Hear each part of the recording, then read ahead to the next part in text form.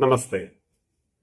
സാധനാപാദം ഒന്നാമത്തെ സൂത്രത്തിൽ തപസ്വാധ്യായ ഈശ്വര പ്രണിധാനാനി ക്രിയായോഗ എന്ന് പറഞ്ഞു. ആ ക്രിയായോഗ എന്തിനാണ് എന്നതാണ് സൂത്രം 2 പറയുന്നത്. സമാധി ഭാവനാർത്ഥ ക്ലേശതനൂകരണാർത്ഥശ്ച. സമാധി ഭാവനാർത്ഥ ക്ലേശതനൂകരണാർത്ഥ. സമാധി ഭാവനാർത്ഥ സമാധി സമ്പാദിക്കുന്നതിന് വേണ്ടി, സമാധി സിദ്ധിക്കുന്നതിന് വേണ്ടി. ക്ലേശ തനൂകരണാർത്ഥ ക്ലേശങ്ങളെ കുറക്കുന്നതിന് വേണ്ടി, മെലിപ്പിക്കുന്നത്. തനൂകരണം മെലിച്ചെടുക്കുക, ഇല്ലാതാക്കുക. ക്ലേശങ്ങളെ ഇല്ലാതാക്കുന്നതിന് വേണ്ടിയാണ് ക്രിയായോഗം അനുഷ്ഠിക്കുന്നത്. സമാധി ലാഭവും ക്ലേശങ്ങളെ ഇല്ലാതാക്കാനും ക്രിയായോഗം സഹായിക്കും. വേണ്ടവിധം ക്രിയായോഗ അനുഷ്ഠിച്ചാൽ ക്ലേശങ്ങൾ ദുർബലമായി തീരുകയും സമാധിലാഭം എളുപ്പത്തിലാവുകയും ചെയ്യും. ക്ലേശങ്ങൾ എന്തൊക്കെയാണെന്നുള്ളത് 3-ാമത്തെ സൂത്രത്തിൽ പറയും. ക്രിയായോഗാനുഷ്ഠാനത്താൽ ക്ഷയം പ്രാപിച്ച ക്ലേശങ്ങൾ വറുത്ത ധാന്യങ്ങൾ പോലെ വീണ്ടും മുളച്ചു വരില്ല എന്നാണ് വ്യാസഭാഷ്യം. ക്ലേശങ്ങൾ ക്ഷയിച്ചു പോകുമ്പോൾ നിരന്തരം ചെയ്യുന്ന യോഗാഭ്യാസം കൊണ്ട് വിവേക ജ്ഞാനലബ്ധി ഉണ്ടാകുകയും സമാധിലാഭം എളുപ്പത്തിലാവുകയും ചെയ്യും. ക്രിയായോഗ സ്വയം അച്ചടക്കം, ധ്യാനം, സമർപ്പണം എന്നിവ പ്രയോഗിക്കുന്നതിലൂടെ ക്ലേശങ്ങളുടെ ഉപബോധതലത്തിൽ പ്രവർത്തിക്കുന്നു. തപസ്സിലൂടെ രജസ്സും തമസ്സും കുറയുന്നു. സ്വാധ്യായത്തിലൂടെ മനസ്സ് അന്തർമുഖവും സാത്വികവുമായി തീരുന്നു. ഈശ്വര പ്രണിധാനത്തിലൂടെ അഹങ്കാരവും കർമ്മഭാവവും കുറയുന്നു. ഞാനാണ് കർമ്മം ചെയ്യുന്നത് എന്ന ഭാവവും ഇല്ലാതാവും.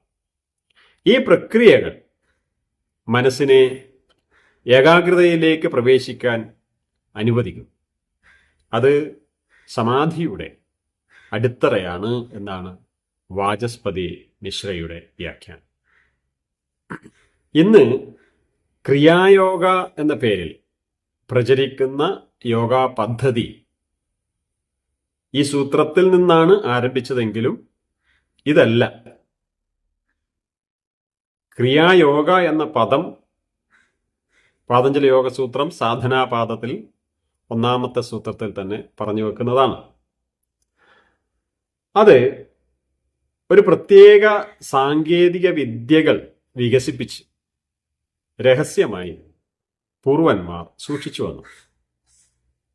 1860കളിൽ മഹാവതാർ ബാബാജിയാണ് ക്രിയായോഗ തൻ്റെ ശിഷ്യനായ ലാഹിരി മഹാശയ്ക്ക് പകർന്ന് നൽകി പ്രചരിപ്പിച്ചത്. അവിടുന്നാണ് ക്രിയായോഗ ജനകീയമാകുന്നത്. ശിഷ്യന്മാരിലൂടെ ഈ സംപ്രേക്ഷണ പരമ്പര ഇന്നും തുടരുന്നുണ്ട്.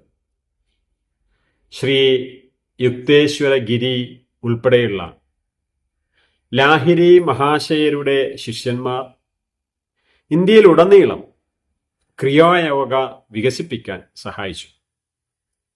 ശ്രീ യുക്തേശ്വരന്റെ പ്രസിദ്ധ ശിഷ്യനായ ശ്രീ പരമഹംസ യോഗാനന്ദ ഒരു യോഗിയുടെ ആത്മകഥ എന്ന തൻ്റെ കൃതിയിലൂടെ ക്രിയായോഗയെ പാശ്ചാത്യ ലോകത്തിനും പരിചയപ്പെടുത്തുന്നതിൽ നിർണായക പങ്ക് വഹിച്ചു. ക്രിയായോഗ പുരാതനമായ ഒരു ഊർജ നിയന്ത്രണ ശാസ്ത്രം അല്ലെങ്കിൽ പ്രാണായാമമായി കണക്കാക്കാം. ശരീരത്തെയും മനസ്സിനെയും ശുദ്ധീകരിക്കുന്നതിനും ആത്മീയ പരിണാമത്തെ ത്വരിതപ്പെടുത്തുന്നതിനും ബോധത്തിൻ്റെ ഉയർന്ന അവസ്ഥകളെ ഉണർത്തുന്നതിനും പ്രാണന്റെ ബോധപൂർവമായ നിയന്ത്രണം ഇതിൽ ഉപയോഗിക്കുന്നു. മഹാവതാർ ബാബാജി ലാഹിരി മഹാശയ യോഗാനന്ദ പരമ്പരയിൽ ക്രിയായോഗ എന്നത് ശ്വാസനിയന്ത്രണം, ക്രിയാപ്രാണായാമം, ചക്രങ്ങളിലൂടെയുള്ള ഊർജ ചംക്രമണം, മന്ത്രം, ധ്യാനം, കുണ്ഡലിനികളെ ഉണർത്തുക, നാഡികളെ ശുദ്ധീകരിക്കുക, അഹങ്കാരത്താൽ ബന്ധിതമായ ബോധത്തെ മറികടക്കുക എന്നിവയാണ്. ആധുനിക ക്രിയായോഗയുടെ പ്രധാന സാങ്കേതിക വിദ്യകൾ ഇനി പറയാം. പരമ്പരാഗത രീതികളിൽ ചെറിയ ചെറിയ വ്യത്യാസങ്ങൾ ഉണ്ടാകാം.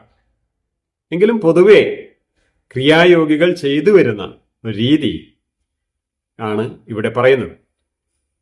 ക്രിയാപ്രാണായാമം ആണ് ഒന്നാമതായി പറയേണ്ടത്. മന്ദഗതിയിലുള്ള ശ്വസനവുമായി സമന്വയിപ്പിച്ച് ഷഡ്ചക്രങ്ങളിലൂടെ പ്രാണനെ, ജീവശക്തിയെ സുഷുമ്നാനാഡിയിലൂടെ മുകളിലേക്ക്, കുണ്ഡലിനിയിൽ നിന്നും മുകളിലേക്ക് താഴേക്കും നയിക്കുന്ന ഒരു ക്രിയയാണ് ക്രിയാപ്രാണായാമം. ഒരു തവണ ഇങ്ങനെ ചെയ്യുന്നതിനെ ഒരു ക്രിയ എന്ന് വിളിക്കും. പലപ്പോഴും ഓം എന്ന മന്ത്രം അല്ലെങ്കിൽ ഗുരു ഉപദേശിച്ച മന്ത്രം ഉപയോഗിച്ചാണ് ഈ ക്രിയാപ്രാണായാമം ചെയ്യുന്നത്. രണ്ടാമതായി നാഡിശുദ്ധി പ്രാണായാമം അല്ലെങ്കിൽ നാഡിശുദ്ധി ക്രിയാപ്രാണായാമം എന്ന് പറയാം. ഇട, പിങ്കള, സുഷുമ്ന നാഡികളുടെ ശുദ്ധീകരണത്തിനുള്ള പ്രാണായാമമാണ് ഇത്. മൂന്നാമത്തേത് ധ്യാനം. ആന്തരികമായി ഓംകാര മന്ത്രം ആവർത്തിക്കുന്നതിനനുസരിച്ച് ആജ്ഞാചക്രത്തിൽ പുരികങ്ങൾക്കിടയിലുള്ള സ്ഥലത്ത് ഭ്രൂമധ്യത്തിൽ ശ്രദ്ധ കേന്ദ്രീകരിക്കുന്നു. ആന്തരികമായ നിശ്ചലതയും അവബോധജന്യമായ ധാരണയും വളർത്താൻ ഇത് സഹായിക്കും. അടുത്തത് മന്ത്രജപമാണ്. സന്യാസ ദീക്ഷ നൽകുന്ന സമയത്ത് സ്വീകരിച്ച മന്ത്രമോ ഗുരു ഉപദേശിച്ച മന്ത്രമോ ആവർത്തിക്കലാണ് മന്ത്രജപം എന്നതുകൊണ്ട് ഉദ്ദേശിക്കുന്നത്. മഹാമുദ്രയുടെയും മഹാബന്ധമുദ്രയുടെയും പരിശീലനം അവസാന ഭാഗമാണ്. ഷഡ്ചക്ര അവബോധവും മൂലാധാരത്തിൽ നിന്ന് കുണ്ഡലിനി ശക്തിയെ ഉണർത്തി സഹസ്രാരത്തിലേക്ക് ശ്വാസം, ശ്രദ്ധ, മന്ത്രം എന്നിവയാൽ ക്രമേണ ഉയർത്തിക്കൊണ്ടുവരിക. ഇതാണ് ക്രിയായോഗ.